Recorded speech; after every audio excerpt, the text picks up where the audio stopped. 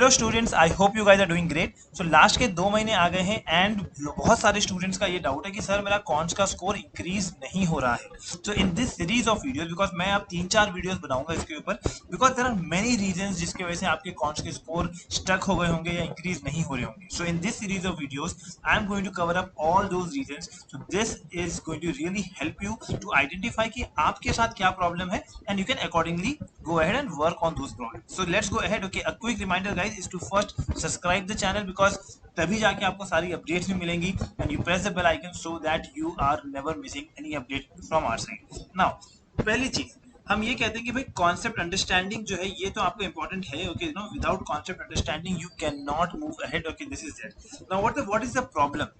The problem here is कि बहुत सारे स्टूडेंट जो है वो कॉन्सेप्ट को मेमोराइज करने की कोशिश करते हैं, वो मगअप करने की कोशिश करते हैं, because that is something that you did in your school days, in your college days, कि हमने एक प्रोसेस को पिछले 5 साल के पेपर को मगअप कर लिया और वही सेम चीज हमको आती थी। तो एक चीज ये हमको क्लियर करना है दैट यहाँ पे अगर आप रटोफिकेशन या मगअप करने वाले हो चीजों को, कॉन्सेप्ट को, that is not going to help.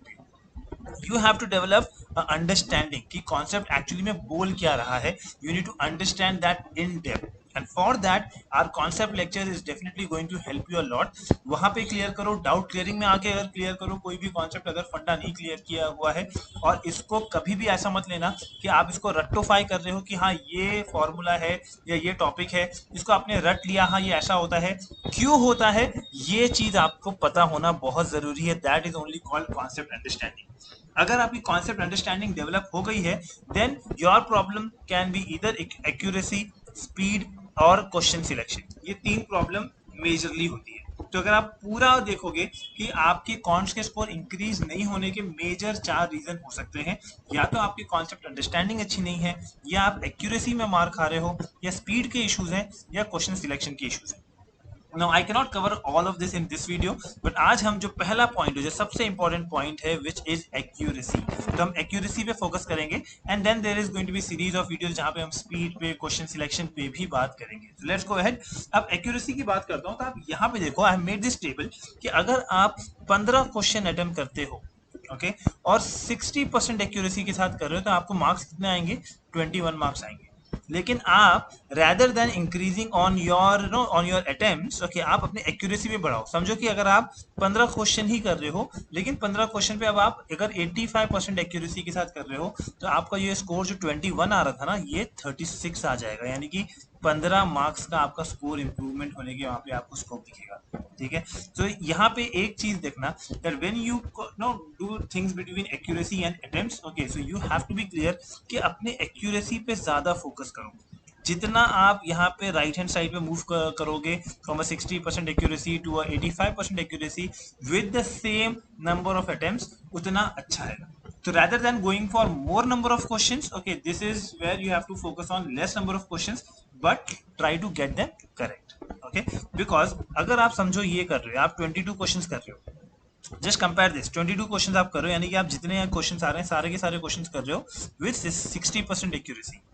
तो अगर आप 22 क्वेश्चन 60% एक्यूरेसी पे कर रहे हो तो आपका 31 मार्क्स आ रहा है।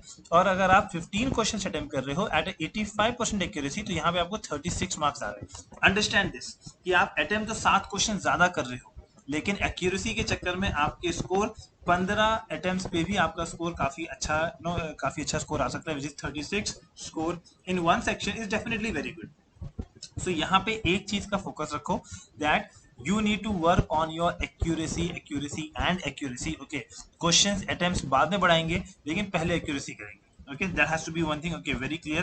आप इस टेबल को लेके भी रियलाइज कर सकते हो why accuracy is important। now going ahead, okay, now why is your accuracy poor और accuracy को improve करने के लिए क्या करना चाहिए? देखो, accuracy poor होने के ये 3 रीजन हो सकते हैं। या आप मिस रीडिंग कर रहे होगे, या आप मिस जजमेंट कर रहे होगे, या मिस कैलकुलेशन कर रहे होगे। यही 3 चीज होती है जिसके वजह से आपकी एक्यूरेसी पुअर हो सकती है।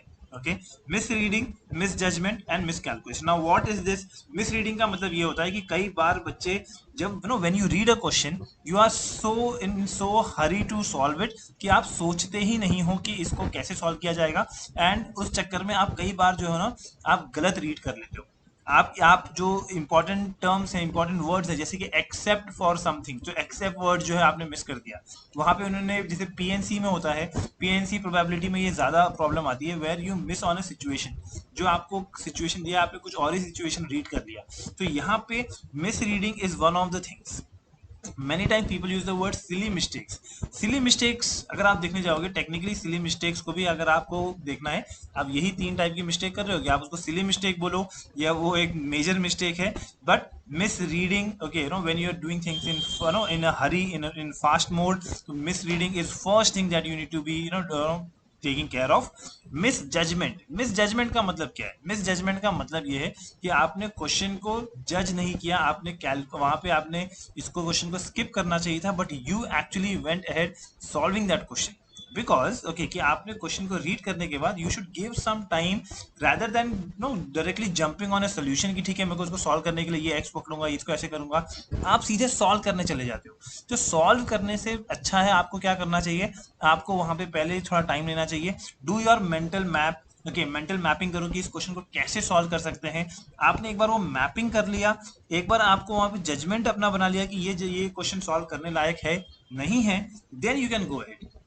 यहाँ पे बच्चे मिस जजमेंट इसलिए कर रहे हैं क्योंकि वो स्टार्टिंग में थॉट प्रोसेस नहीं देते, they directly jump on solving a question. So don't jump on solving the question, you should first take some time and do your judgement कि ये क्वेश्चन सॉल्व करना चाहिए या नहीं करना चाहिए। Next part is miss calculation.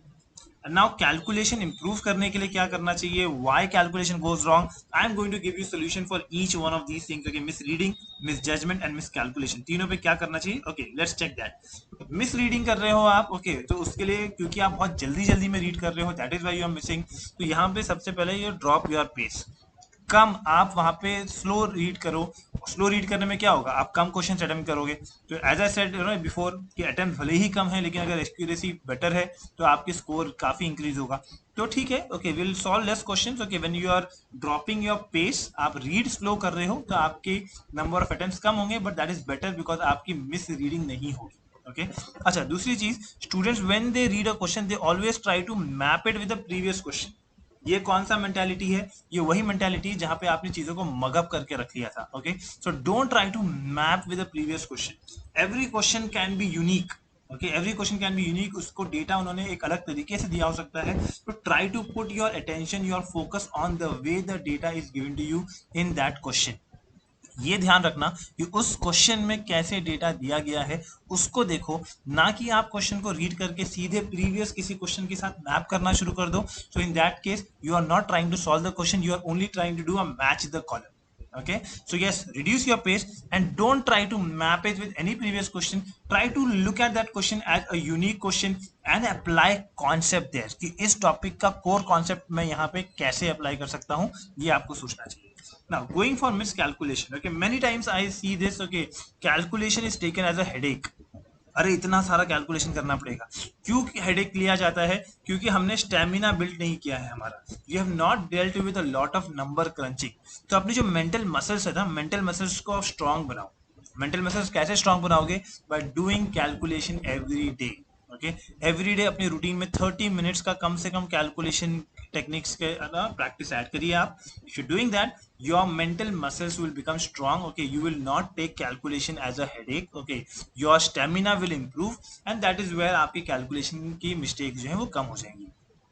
Next thing is misjudgement. Okay, don't rush to solve, as I said, okay, आप rush करो मत, आप don't jump into directly solving the question. Take some time to understand क्या बात कर रहा है question. Okay ना, क्या कैसे इसको सॉल्व करना चाहिए, what can be the probable steps in this. Okay, और उसके हिसाब से आप डिसाइड करो और उसके हिसाब से जाके आप आगे आगे के प्रोसीजर्स पे आप देख सकते हो कि whether should I solve this और not solve this. Because many times what will happen, आपने ले लिया अननोन का वैल्यू एक्स ले लिया, आपने स्टार्ट कर दिया सॉल्व करना, but after 2-3 steps only you got stuck. अब वो 2-3 स्टेप्स का भी टाइम आपने वेस्ट किया ना, तो you can do some visualisation. पहले अपने दिमाग में सॉल्व करने की कोशिश करो वो क्वेश्चन को।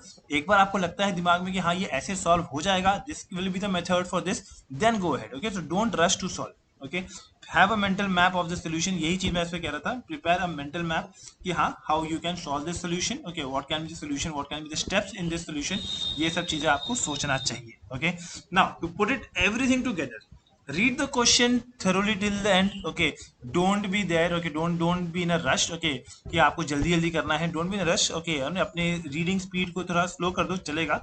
अंडरस्टैंड एक्चुअली क्वेश्चन क्या पूछ रहा है and concentrate hard. Literally you have to build that mental message.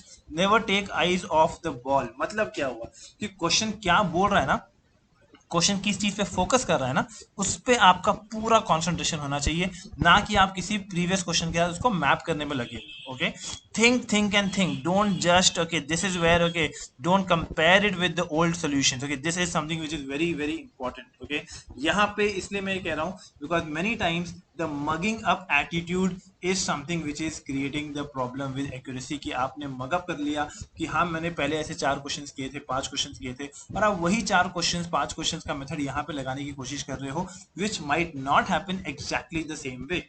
So you have to think, okay, and then find the unique solution for that question. So that's about it. Okay, कि आपको अपनी accuracy कैसे improve करनी चाहिए.